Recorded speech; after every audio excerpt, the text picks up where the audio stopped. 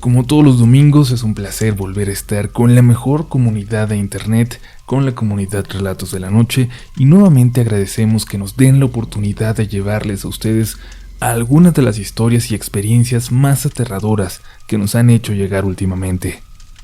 Bueno, la primera historia que vamos a compartir hoy es de hace más de un año, pero recuerden que como nos llegan tantas todos los días, siempre intentamos hacer un balance de las nuevas y de las que ya tienen tiempo en el tintero y que por uno u otro motivo todavía no se han compartido. Hoy vamos a hablar de apariciones muy extrañas en casa, de viajes astrales y más. Y como siempre, si eres una persona demasiado sensible a estos temas, te recomendamos que le entres con precaución. Para todos los demás, es hora de apagar la luz y dejarse llevar por los siguientes relatos de la noche. Saludos a toda la comunidad. Yo sé que lo que voy a contar puede sonar increíble. Yo misma llegué a escuchar situaciones parecidas. Me daban miedo, pero nada como vivir una experiencia así. Permítanme comenzar. Esto pasó hace un año cuando yo tenía 13 y mi hermana Karen apenas 6. Nosotras vivimos solas con mi mamá. A mi papá tenemos muchos años sin verlo. Como mi mamá trabaja turnos muy extensos en el hospital como enfermera, pasamos mucho tiempo con doña Araceli, una señora que vive a unas cuantas casas de aquí y que también fue enfermera toda su vida, hasta que se retiró apenas al llegar a los 60 años de edad. Pasamos mucho tiempo solas en la casa, de todas formas. Incluso cuando no está mi mamá, doña Araceli, que tiene llaves de la casa, solo viene a checarnos en la noche y a veces a dejarnos algo de cenar. Sobre todo, supongo, porque Karen no me hace mucho caso a mí, y a veces solo se va a dormir hasta que doña Araceli viene y la arropa. Sin embargo, contrario a lo que podrían suponer, mi experiencia paranormal, creo yo que lo es, se dio una de las noches en que mi mamá sí se encontraba en la casa. Una noche en que apenas acabábamos de cenar, cuando escuchamos gritos de los vecinos en la calle, a unas cuantas casas de distancia. Luego llegó doña Araceli pidiéndole a mi mamá que fuera con ella, y es que una pareja de vecinos, ambos ya muy viejecitos, estaban en problemas. El señor estaba teniendo una complicación de salud y la señora, muy asustada, se estaba poniendo mal de los nervios. Doña Araceli estaba ayudándoles, pero no pudo con los dos, y necesitaba de mi mamá hasta que llegara una ambulancia, que aquí, al menos, no se caracterizan por llegar tan rápido. Salió mi mamá corriendo con ella y nos dijo que nos quedáramos ahí, aunque Karen quería ir y tuve que detenerla. Se puso a llorar y a reclamarme. Decía que también quería ayudar. Estaba en una etapa en la que casi parecía que no me quería o que yo no le agradaba mucho, así que hice lo que pude por tranquilizarla y explicarle que lo que estaba pasando con los vecinos era serio y que todavía no podía ayudar. Se fue a su cuarto, que quedaba en la parte de atrás de la casa, al lado de la puerta hacia el patio trasero. Yo me quedé en mi computadora, en la sala, cuando empecé a escuchar a mi hermana hablar sola en el pasillo. No era tan raro, estaba y está en una edad en la que aún juega con muñecas todo el tiempo. Pero luego se acercó a mí y me abrazó. Eso sí me pareció extraño. Mi mamá está allá atrás y me pidió que le abriera. Me dijo. No tienen idea de la sensación tan terrible que tuve en ese momento. Es casi como si fuera un mal presentimiento, el peor presentimiento de mi vida. Le dije que mi mamá aún no había regresado, que no estuviera jugando, y ella me miró con unos ojos llenos de miedo que nunca antes le había visto. Ya le abrí, me dijo. Ni siquiera lo pensé, en ese momento solo agarré a mi hermanita y nos metimos al cuarto más cercano, el de mi mamá, y lo cerramos por dentro. Tomé un segundo para pensar. Si alguien ha pasado por una experiencia así de traumática, quizás haya atravesado por lo mismo, por una fracción de segundo en la que nos rehusamos a creer, en la que queremos convencernos de que lo que estamos viviendo no es real. Le pregunté que si estaba segura que había escuchado a alguien, que si había escuchado a mi mamá, que si no estaba jugando o era su imaginación. y ella solo me dijo que sí era mi mamá, pero se escuchaba diferente. Que abrió porque le había dado miedo, porque parecía como enojada, como si nos fuera a regañar. Y eso todavía era más raro porque mi mamá, incluso al regañarnos, no nos hablaba mal. La puerta se abrió y unos pasos caminaron atravesando ese pasillo desde la última recámara hasta la puerta.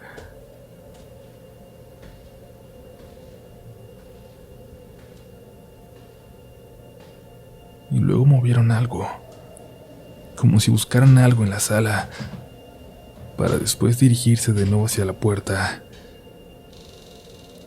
Sentimos mucho frío, mucho, pero no era como un frío en la casa, en el ambiente. Era como si nosotros estuviéramos muy frías de repente.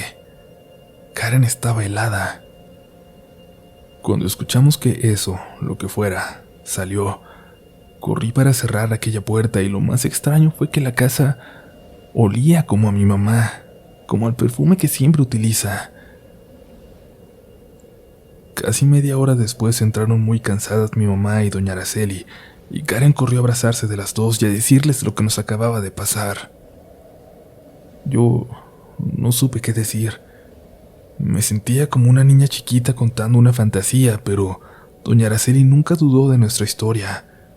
Incluso nos dijo cómo hacer para que no viviéramos cosas así de nuevo. Y hasta el momento, esos consejos han funcionado.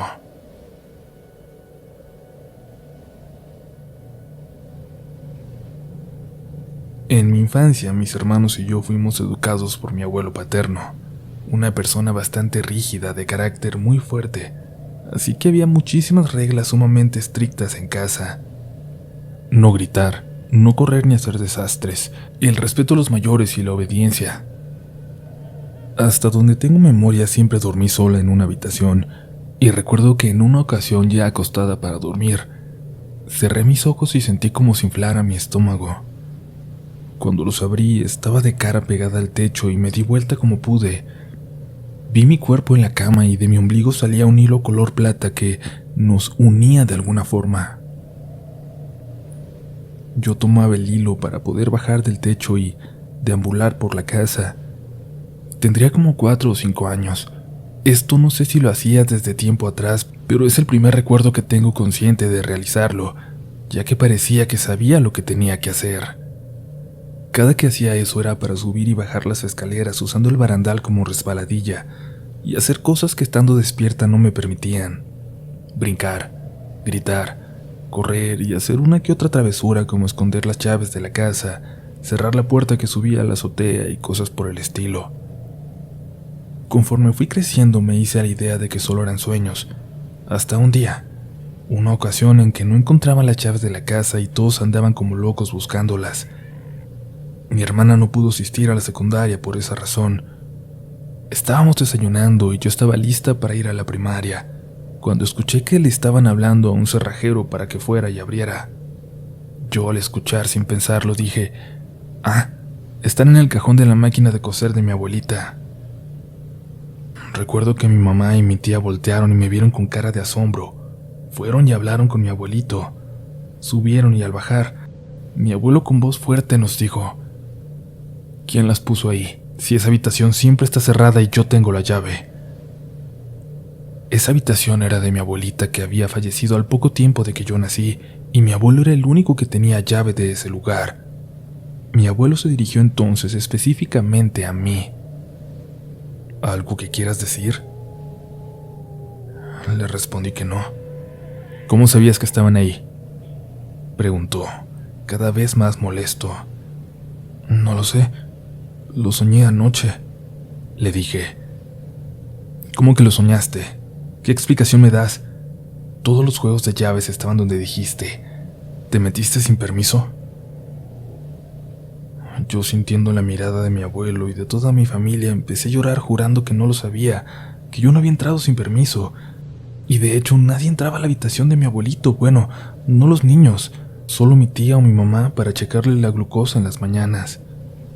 Insistían que lo había soñado, que no entendía cómo sabía que estaban ahí. Y fue entonces que me di cuenta de que no eran sueños, que podía salir de mi cuerpo y después, poco a poco, y no sé de qué manera, fui saliendo de la casa. A veces subía a la azotea y empezaba a flotar, incluso llegando a la casa de mis primos en Toluca. Con solo un movimiento de mis dedos podía llegar a sus casas e incluso directo a su habitación. Los veía dormir y cuando lo hacía de día, los veía haciendo sus actividades. Me gustaba soplar cerca de su oído porque me divertían sus reacciones. Pero no todo era divertido. Recuerdo que había veces cuando hacía eso, que llegaba a ver personas que estaban como desubicadas y que me seguían diciendo palabras que no entendía, o nombres completos con apellidos. Sus voces se escuchaban con eco y huecas. Algunos sollozaban y me gritaban suplicando. Cuando esto pasaba regresaba rápidamente a mi cuerpo, pero no me daba miedo. Me ponía triste, angustiada. A estas personas las empecé a ver cuando logré salir de casa y alejarme. Antes no. La primera vez que logré flotar y salir de mi casa, me encontré a un chico sentado en la banqueta al frente del poste en la esquina. Vi que volteó y me vio. Sonrió y me dijo que no sabía en dónde estaba, que quería parar su moto pero no podía levantarla, que tal vez tenía el brazo roto, que sentía que la moto pesaba mucho. Me decía que no entendía por qué no llegaba la patrulla o la ambulancia, que solo quería irse a su casa, que ya tenía mucho tiempo allí y todo estaba oscuro. Solo veía lo que iluminaba la lámpara en aquel poste, hasta que pudo ver mi casa porque se iluminaron todas las habitaciones, las ventanas. Decía que no se animaba a salir de la luz porque no veía nada, hasta que me vio. Y entonces me empezó a pedir que le ayudara, primero sollozando, luego gritando, suplicando con desesperación. Todo fue muy rápido. Podía sentir su angustia y una tristeza muy profunda, y sentí también la necesidad de irme. Yo creo que él se dio cuenta porque me empezó a decir que no me fuera, que no me llevara a la luz. Cuando regresé al cuarto solo pude llorar mucho. Aún era una niña de 8 años. Mi tía entró a mi habitación. Ella ya tenía 22 y su habitación estaba frente a la mía. Me preguntó qué pasaba y yo solo le decía que estaba triste por el muchacho, que había visto a un muchacho en mi sueño que estaba intentando levantar su moto para irse a su casa pero no podía. No podía y eso lo hacía sentirse muy triste y perdido, que no sabía dónde estaba o qué le había pasado. Esa noche mi tía me llevó a dormir con ella. Después de este suceso traté de ya no hacer eso tan seguido. Muchos años después mi mamá me platicó de un accidente en la esquina, en la calle de la casa. Un motociclista chocó con un poste.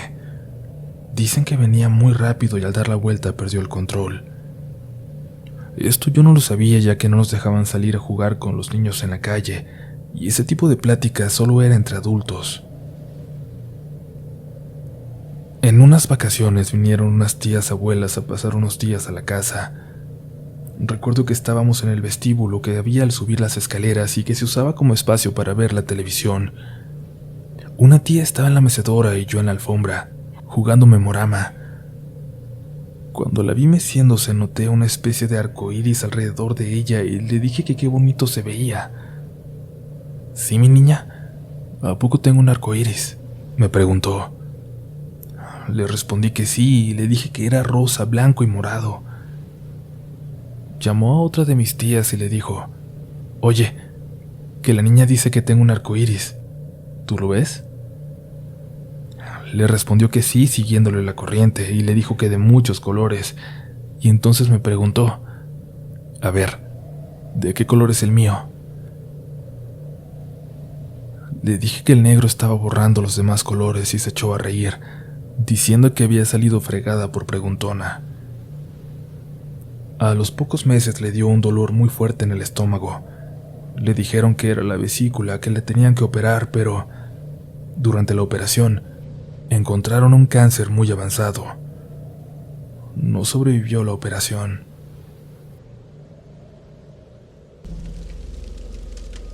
Fuertes, han sido fuertes los relatos de hoy.